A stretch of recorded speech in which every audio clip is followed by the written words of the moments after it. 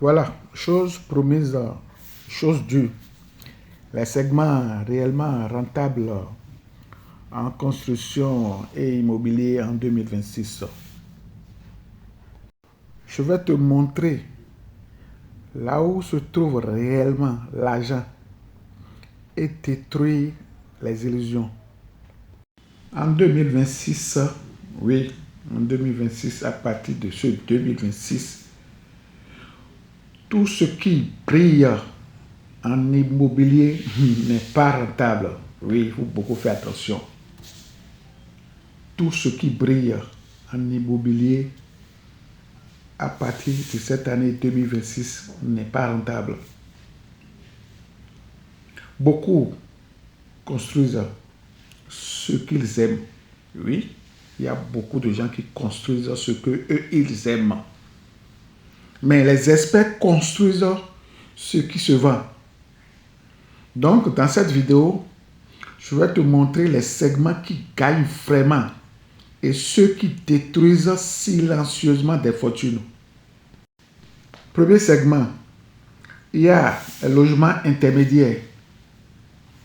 Oui, quand on dit logement intermédiaire, c'est en quelque sorte un habitat ou bien une maison destinée à la classe moyenne active. Ni pauvre, ni riche. C'est en quelque sorte ça. Pour mieux illustrer ça, bon, je vais te donner des exemples. Par exemple, des appartements T2, T3, par exemple. Des maisons simples, bien finies, très simples, bien finies. Il y a les résidences fonctionnelles. C'est des types d'exemples par rapport à ça. Donc, le plus grand mensonge en Afrique et ailleurs, c'est de croire que le luxe est le moteur du marché. C'est archi faux. Le vrai moteur, c'est le logement intermédiaire. Je vais te dire pourquoi c'est rentable. Il y a une demande constante. Il y a une rotation rapide. Oui, il y a une rotation rapide. C'est-à-dire que ça n'attend pas. Quelqu'un entre, quelqu'un sort, quelqu'un entre, quelqu'un sort. Bon, terre à terre, quoi. Donc, il y a le loyer stable.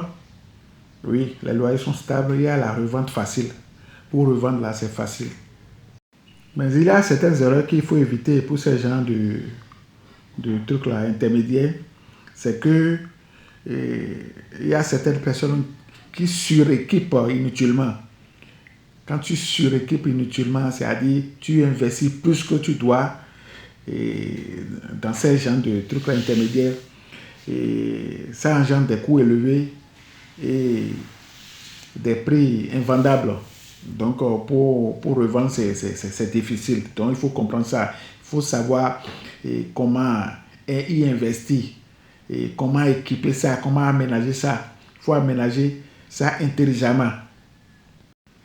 Le deuxième segment rentable, c'est la rénovation. Oui, quand on parle de rénovation, c'est en quelque sorte une amélioration d'un bâtiment existant pour augmenter sa valeur. Donc, c'est ça. Donc, celui qui sait rénover intelligemment a toujours une longueur là, a toujours une longueur d'avance sur celui qui construit tout à zéro.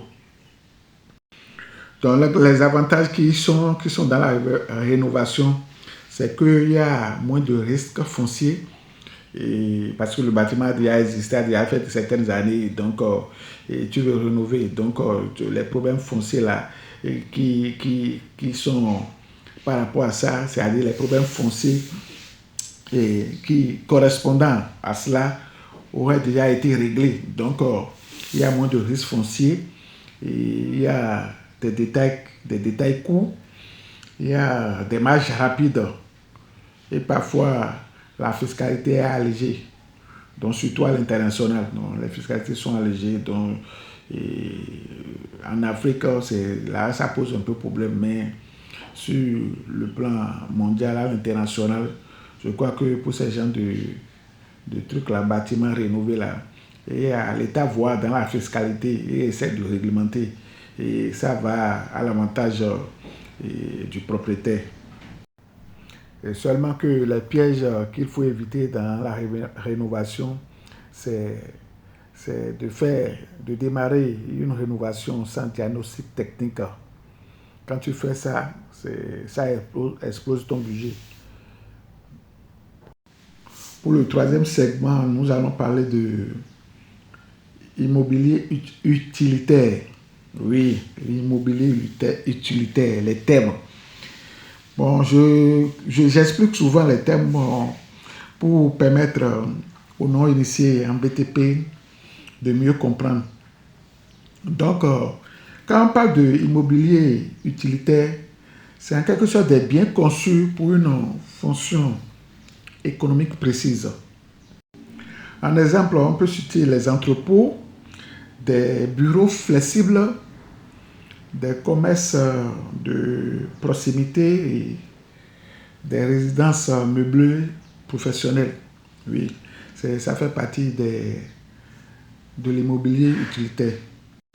Ce qu'il faut comprendre, c'est que l'immobilier qui rapporte le plus n'est pas celui où on rêve, mais c'est celui qui travaille. Oui. Et pourquoi ça gagne? Pourquoi ça gagne? Il y a les beaux professionnels. Quand on parle des beaux, je dis un bail professionnel, les beaux professionnels. Il y a la faible vacance. Il y a des utilisateurs solvables. Tu vois, donc c'est les avantages ça. Donc il ne faut pas négliger ces avantages et ces atouts. C'est très important. Nous allons parler du troisième et du quatrième segment, je pense, du quatrième segment. Et il y a les infrastructures légères. C'est quoi? C'est ce qu'on appelle infrastructures légères.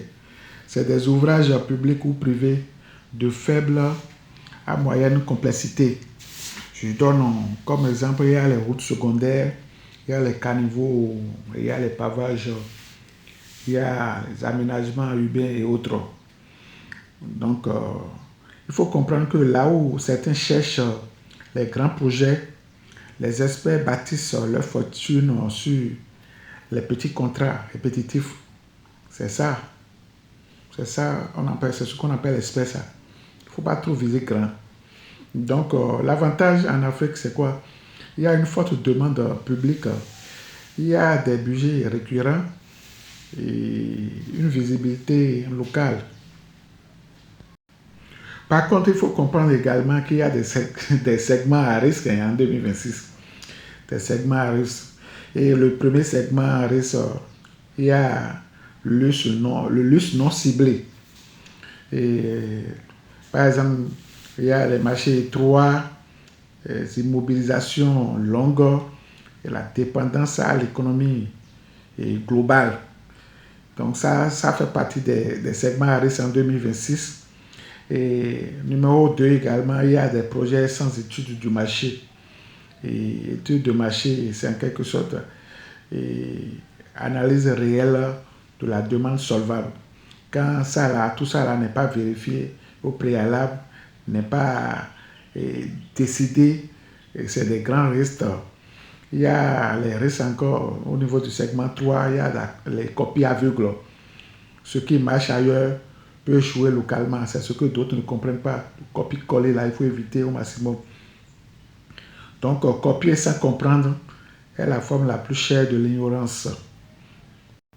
Donc, voilà en quelque sorte les avantages, les atouts, les inconvénients, tout ça là, au niveau de cette deuxième vidéo.